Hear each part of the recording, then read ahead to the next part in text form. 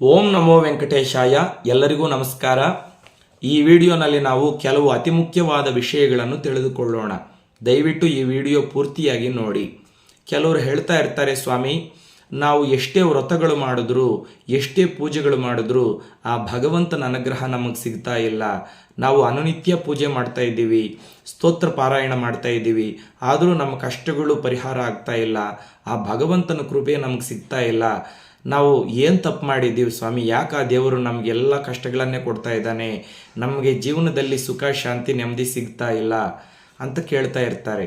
ನೋಡಿ, ನಾವು ವ್ರತಗಳು ಮಾಡುವಾಗ, ನಿತ್ಯ ಪೂಜೆ ಮಾಡುವಾಗ ಕೆಲವು ತಪ್ಪುಗಳನ್ನು ಮಾಡಿದರೆ ನಾವು ಎಷ್ಟೇ ಭಗವಂತನ ಆರಾಧನೆ ಮಾಡಿದ್ರು, ಎಷ್ಟೇ ಪೂಜೆಗಳು ಮಾಡಿದ್ರು ಆ ಫಲಿತ ಅನ್ನೋದು ಶೂನ್ಯ. ಆ ಪೂಜಾ ಫಲ ಅನ್ನೋದು ನಮಗೆ ಸಿಗುವುದಿಲ್ಲ. ನಾವು ನಿತ್ಯ ಪೂಜೆ ಮಾಡುವಾಗ ಕೆಲವು ತಪ್ಪುಗಳನ್ನು ಯಾವುದೇ ಕಾರಣಕ್ಕೂ ಮಾಡಬಾರದು ಅಂತ ತಾಳಪತ್ರ ನಿಧಿ ಎನ್ನುವಂತಹ ಗ್ರಂಥದಲ್ಲಿ ಋಷಿಗಳು ತಿಳಿಸಿದ್ದಾರೆ. ಆ ತಪ್ಪುಗಳು ಯಾವೋ ಹೀಗೆ ನಾನು ನಿಮಗೆ ವಿವರಣೆ ಮಾಡ್ತೀನಿ.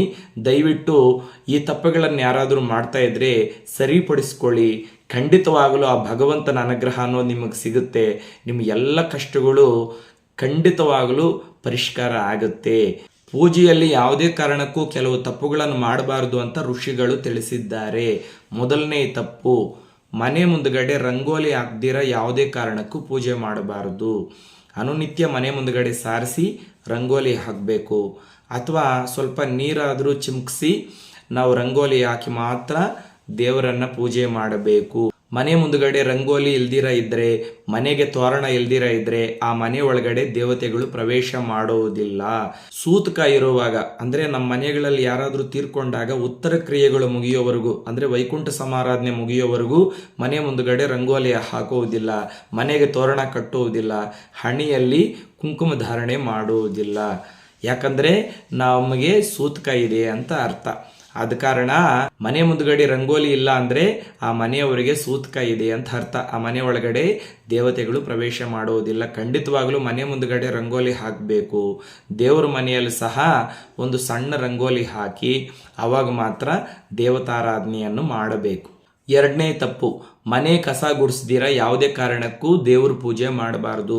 ಕೆಲವರು ದೇವ್ರ ಮನೆ ಮಾತ್ರ ಕ್ಲೀನ್ ಮಾಡಿಕೊಂಡು ದೇವ್ರ ಮನೆಯಲ್ಲಿ ಕೂತ್ಕೊಂಡು ದೇವ್ರ ಪೂಜೆ ಮಾಡಿಬಿಡ್ತಾ ಇರ್ತಾರೆ. ಮನೆಯಲ್ಲಿ ಕಸ, ಎಲ್ಲಿನ ಕಸ ಅಲ್ಲೇ ಇರುತ್ತೆ. ಆ ರೀತಿ ಮಾಡಿದ್ರೆ ಯಾವುದೇ ಕಾರಣಕ್ಕೂ ಭಗವಂತನ ಅನುಗ್ರಹ ಸಿಗುವುದಿಲ್ಲ. ನೀವು ಪೂಜೆ ಸ್ಟಾರ್ಟ್ ಮಾಡಿದ ತಕ್ಷಣ ಆ ಮನೆ ಒಳಗಡೆ ಲಕ್ಷ್ಮೀನಾರಾಯಣರು ಅಥವಾ ಪಾರ್ವತಿ ಪರಮೇಶ್ವರರು ಆ ಮನೆ ಒಳಗಡೆ ಪ್ರವೇಶ ಮಾಡ್ತಾರೆ. ಮನೆ ತುಂಬ ಕಸ, ಕೊಳೆ ಬಟ್ಟೆ, ಮನೆ ಗಲೀಜಾಗಿದ್ದರೆ ಆ ಮನೆಯಲ್ಲಿ ದೇವತೆಗಳು ಇರುವುದಿಲ್ಲ.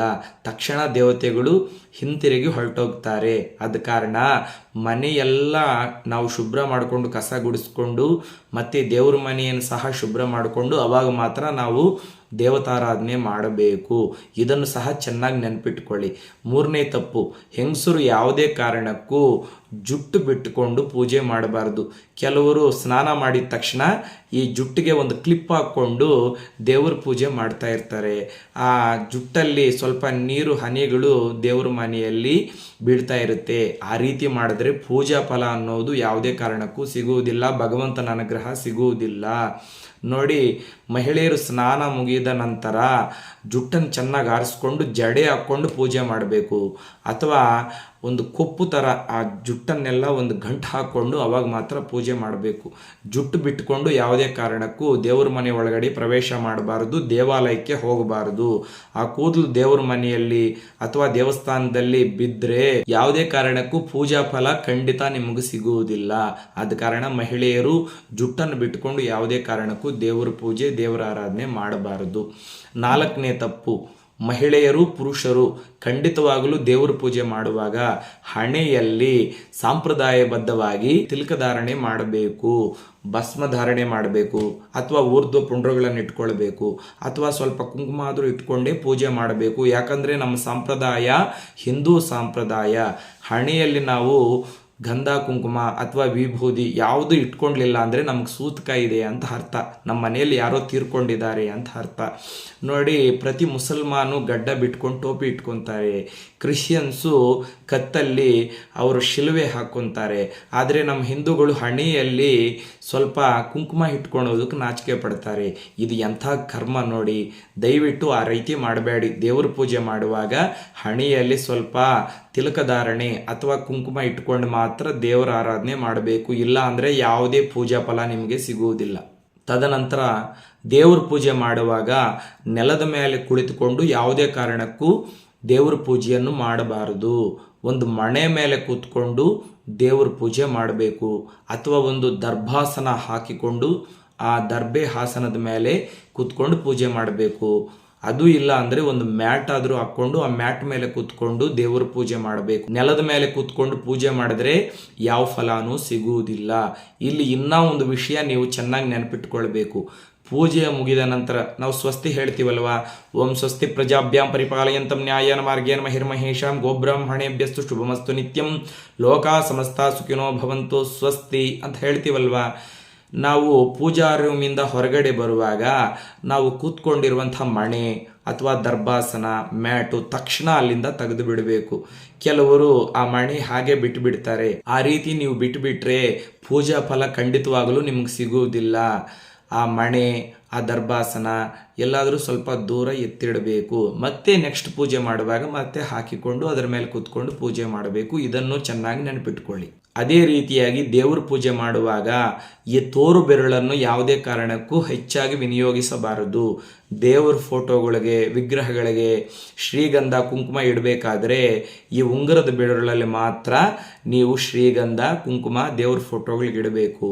ಇಲ್ಲ ಅಂದರೆ ಈ ಮಧ್ಯದ ಬೆರಳನ್ನು ವಿನಿಯೋಗಿಸಿಕೊಳ್ಳಬಹುದು. ಈ ತೋರು ಬೆರಳಲ್ಲಿ ಯಾವುದೇ ಕಾರಣಕ್ಕೂ ದೇವ್ರ ಫೋಟೋಗಳಿಗೆ ಶ್ರೀಗಂಧ ಕುಂಕುಮ ಇಡಬಾರದು. ಹಣೆಯಲ್ಲಿ ನಾವು ಕುಂಕುಮ ಇಟ್ಕೊಳ್ಳೋವಾಗ ಶ್ರೀಗಂಧ ಇಟ್ಕೊಳ್ಳೋವಾಗ ಸಹ ಈ ತೋರು ಬೆರಳಲ್ಲಿ ಯಾವುದೇ ಕಾರಣಕ್ಕೂ ಶ್ರೀಗಂಧ ಕುಂಕುಮ ಇಟ್ಕೊಳ್ಬಾರದು. ಕೆಲವರು ದೇವಸ್ಥಾನಕ್ಕೆ ಹೋದಾಗ ವಿಭೂತಿ ಅಥವಾ ಕುಂಕುಮ ಕೊಟ್ಟರೆ ಈ ತೋರು ಬೆರಳಲ್ಲಿ ಇಟ್ಕೊತಾ ಇರ್ತಾರೆ. ಆ ರೀತಿ ಇಟ್ಕೊಳ್ಬಾರ್ದು. ಈ ಉಂಗುರದ ಬೆರಳಲ್ಲಿ ಇಟ್ಕೊಳ್ಬೇಕು, ಅಥವಾ ಮಧ್ಯ ಬೆರಳಲ್ಲಿ ಮಾತ್ರ ನಾವು ಕುಂಕುಮ ಧಾರಣೆ ಮಾಡಬೇಕು. ದೇವರಿಗೆ ಅಕ್ಷತೆ ಸಮರ್ಪಣೆ ಮಾಡುವಾಗ ಸಹ ಈ 3 ಬೆರಳಲ್ಲಿ ಅಂದರೆ ಹೆಬ್ಬೆರಳು, ಮಧ್ಯದ ಬೆರಳು, ಉಂಗುರದ ಬೆರಳಲ್ಲಿ ಮಾತ್ರ ಅಕ್ಷತೆ ತಗೊಂಡು ದೇವರಿಗೆ ಸಮರ್ಪಣೆ ಮಾಡಬೇಕು. ಪುಷ್ಪಗಳನ್ನು ಇಡುವಾಗ ಸಹ ಈ 3 ಬೆರಳಲ್ಲೇ ಇಡಬೇಕು. ಈ ತೋರು ಬೆರಳನ್ನು ಪೂಜೆಯಲ್ಲಿ ಜಾಸ್ತಿ ವಿನಿಯೋಗಿಸಬಾರದು. ಯಾಕಂದರೆ ಇದು ಭೇದ ಭಾವ ತೋರಿಸುತ್ತೆ, ನೀವು ನಾವು ನಿಮ್ಮದು ನಮ್ಮದು ಅಂತ. ಈ ಬೆರಳನ್ನು ಪೂಜೆಯಲ್ಲಿ ವಿನಿಯೋಗಿಸಬಾರದು ಅಂತ ಸಹ ಋಷಿಗಳು ತಿಳಿಸಿದ್ದಾರೆ. ಮುಖ್ಯವಾಗಿ ದೇವರ ಪೂಜೆ ಮಾಡುವಾಗ ಒಣಗೋಗಿರುವಂತಹ ಹೂಗಳು, ಕೊಳ್ತೋಗಿರುವಂತಹ ಹೂಗಳು, ರೆಕ್ಕೆಗಳು ಉದುರೋಗಿರುವಂತಹ ಹೂಗಳು, ನೆಲದ ಮೇಲೆ ಬಿದ್ದಿರುವಂತಹ ಹೂಗಳಿಂದ ಯಾವುದೇ ಕಾರಣಕ್ಕೂ ದೇವರ ಆರಾಧನೆ ಮಾಡಬಾರದು, ಅಂದರೆ ದೇವರ ಪೂಜೆ ಮಾಡಬಾರದು. ಹೂಗಳು ಕೊಳ್ತೋಗಿರ್ತವೆ, ಕೆಲವರು ಫ್ರಿಜ್ಜಲ್ಲಿ ಇಟ್ಟಿರ್ತಾರೆ, ಅದು ಸ್ವಲ್ಪ ಕೊಳ್ತೋಗಿದ್ರು ಅದೇ ಹೂಗಳನ್ನು ತಗೊಂಡು ಬಂದು ದೇವ್ರ ಫೋಟೋಗಳಿಗೆ ವಿಗ್ರಹಗಳಿಗೆ ಇಡ್ತಾರೆ. ಯಾವುದೇ ಕಾರಣಕ್ಕೂ ಆ ರೀತಿ ಮಾಡಬೇಡಿ. ರೆಕ್ಕೆ ಉದುರೋಗಿರುವಂತಹ ಹೂಗಳು, ಗುಲಾಬಿ ಹೂಗಳಿರುತ್ತೆ, ಕೆಲವು ಕಡೆ ರೆಕ್ಕೆಗಳು ಬಿದ್ದೋಗಿರುತ್ತೆ, ಅರ್ಧ ಮಾತ್ರ ಹೂವಿರುತ್ತೆ, ಅದನ್ನು ತಗೊಂಡು ಬಂದು ದೇವರಿಗೆ ಪೂಜೆ ಮಾಡ್ತಾರೆ. ಆ ರೀತಿ ಮಾಡಬಾರ್ದು. ಒಣಗೋಗಿರುವಂತಹ ಹೂಗಳು, ಬಾಡೋಗಿರುವಂತಹ ಹೂಗಳನ್ನು ದೇವರಿಗೆ ಸಮರ್ಪಣೆ ಮಾಡಬಾರ್ದು. ಹೂವಿಲ್ದಿರ ಇದ್ರೂ ಪರವಾಗಿಲ್ಲ, ನೀವು ನಮಸ್ಕಾರ ಮಾಡಿಕೊಂಡು ಸ್ತೋತ್ರ ಹೇಳ್ಕೊಳ್ಳಿ. ಇಂಥ ಹೂಗಳನ್ನು ಯಾವುದೇ ಕಾರಣಕ್ಕೂ ದೇವರಿಗೆ ಸಮರ್ಪಣೆ ಮಾಡಬಾರದು. ಮುಖ್ಯವಾಗಿ ಗಿಡದಲ್ಲಿಂದ ಹೂಗಳು ನೆಲದ ಮೇಲೆ ಬಿದ್ದೋದ್ರೆ ಆ ಹೂಗಳನ್ನು ತಗೊಂಡು ಬಂದು ದೇವರ ಆರಾಧನೆ ಮಾಡಬಾರದು. ಆದರೆ ಪಾರಿಜಾತ ಹೂ ಬರುತ್ತಲ್ವಾ, ಆ ಹೂಗಳು ನೆಲದ ಮೇಲೆ ಬಿದ್ದರೂ ಸಹ ಆ ಒಂದು ಹೂಗಳನ್ನು ಮಾತ್ರ ನಾವು ತಗೊಂಡು ಬಂದು ದೇವರ ಪೂಜೆ ಮಾಡಿಕೊಳ್ಳಬಹುದು. ಪಾರಿಜಾತ ಗಿಡದಲ್ಲಿ ಹೂಗಳನ್ನು ಕೀಳಬಾರದು. ಆ ಗಿಡದ ಕೆಳಗಡೆ ಸಗಣಿ ಹಾಕಿ ಸಾರಿಸಿ ರಂಗೋಲಿ ಹಾಕಬೇಕು. ಆ ಹೂಗಳು ಕೆಳಗಡೆ ಬಿದ್ದಾಗ ಅದನ್ನು ತಗೊಂಡು ಬಂದು ತೊಳೆದು ದೇವರ ಪೂಜೆಗೆ ವಿನಿಯೋಗಿಸಬಹುದು. ಅಷ್ಟೇ ವಿನಃ ಬೇರೆ ಹೂಗಳು ಯಾವುದಾದ್ರೂ ನೆಲದ ಮೇಲೆ ಬಿದ್ದಿದ್ರೂ ಸಹ ಆ ಹೂಗಳನ್ನು ತಗೊಂಡು ಬಂದು ದೇವರಿಗೆ ಸಮರ್ಪಣೆ ಮಾಡಬಾರದು. ಅದೇ ರೀತಿಯಾಗಿ ನಾವು ವಿಶೇಷವಾದ ಪೂಜೆಗಳು ಮಾಡುವಾಗ, ವ್ರತ ಮಾಡುವಾಗ, ನಿತ್ಯ ಪೂಜೆ ಮಾಡುವಾಗ ಪೂಜೆಯಲ್ಲಿ ಗಂಟೆಯನ್ನು ಬಾರಿಸಬೇಕು. ಗಂಟೆ ಬಾರಿಸ್ದಿರ ನಾವು ಪೂಜೆ ಮಾಡಿದ್ರೆ ಯಾವ ಫಲನೂ ಸಿಗುವುದಿಲ್ಲ. ಪುರುಷರು ಮಹಿಳೆಯರು ಎಲ್ಲರೂ ಸಹ ಗಂಟೆ ಬಾರಿಸಬಹುದು. ಗಂಟೆ ಏತಕ್ಕೆ ನಾವು ಬಾರಿಸೋದಂದರೆ, ಆಗಮರ್ತಂತು ದೇವಾನಾಂ ಗಮನರ್ತಂತು ರಾಕ್ಷಸಾಂ ಕುರು ಗಂಟಾರಾವಂ ತತ್ರ ದೇವತಾಹ್ವಾನತ ಲಾಂಛನಂ. ಗಂಟೆ ಬಾರಿಸಿದ್ರೆ ಆಗಮರ್ತಂತೂ ದೇವಾನಾಂ, ದೇವತೆಗಳು ಎಲ್ಲೇ ಇದ್ರೂ ಸಹ ನಾವು ಗಂಟೆ ಬಾರಿಸಿ ಸ್ತೋತ್ರ ಹೇಳಿದ್ರೆ ಆ ದೇವತೆಗಳು ಬಂದು ಆ ಪೂಜಾ ಮಂದಿರದಲ್ಲಿ ಕುಳಿತುಕೊಳ್ತಾರೆ.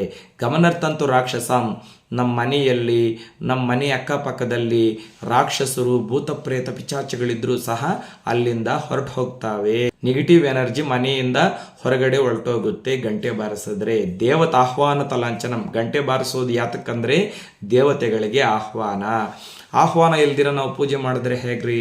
ಆದ ಕಾರಣ ಗಂಟೆ ಬಾರಿಸಿ ಪೂಜೆ ಮಾಡಬೇಕು. ಮುಖ್ಯವಾಗಿ ಶಿವಪೂಜೆ ಮಾಡುವವರು, ಶಿವಾರಾಧನೆ ಮಾಡುವವರು ಶಿವಪೂಜೆಯಲ್ಲಿ ಕೇತಗೆ ಪುಷ್ಪಗಳನ್ನು, ಸಂಪಿಗೆ ಪುಷ್ಪಗಳನ್ನು ವಿನಿಯೋಗಿಸಬಾರದು. ಶಿವಪುರಾಣದಲ್ಲೇ ಹೇಳಿದ್ದಾರೆ, ಕೇತಕಂ ಚಂಪಕಂ ಕೃತ್ವ ಅಂತ. ಸಂಪಿಗೆ ಹೂಗಳನ್ನು, ಕೇತಕಿ ಹೂಗಳನ್ನು ಶಿವಾರಾಧನೆಯಲ್ಲಿ ವಿನಿಯೋಗಿಸಿದರೆ ಆ ಶಿವನ ಅನುಗ್ರಹ ಎಂದಿಗೂ ಸಿಗುವುದಿಲ್ಲ. ಶಿವ ಅಲ್ಲಿಂದ ಎದ್ದು ಹೊರಟು ಹೋಗ್ತಾನೆ. ಗಣಪತಿ ಪೂಜೆಯಲ್ಲಿ ತುಳಸಿಯನ್ನು ವಿನಿಯೋಗಿಸಬಾರದು. ಮಹಾಗಣಪತಿಯನ್ನು ಪೂಜೆ ಮಾಡುವಾಗ ತುಳಸಿ ದಳಗಳನ್ನು ಮಹಾಗಣಪತಿಗೆ ಸಮರ್ಪಣೆ ಮಾಡಬಾರದು. ಗೌರಿ ಗಣೇಶ ಹಬ್ಬ ಬರುತ್ತಲ್ವಾ, ಆವಾಗ ಮಾತ್ರ ಪತ್ರಿ ಪೂಜೆಯಲ್ಲಿ ಗಣಪತಿಗೆ ಒಂದು ತುಳಸಿ ದಳವನ್ನು ಸಮರ್ಪಣೆ ಮಾಡಬಹುದು.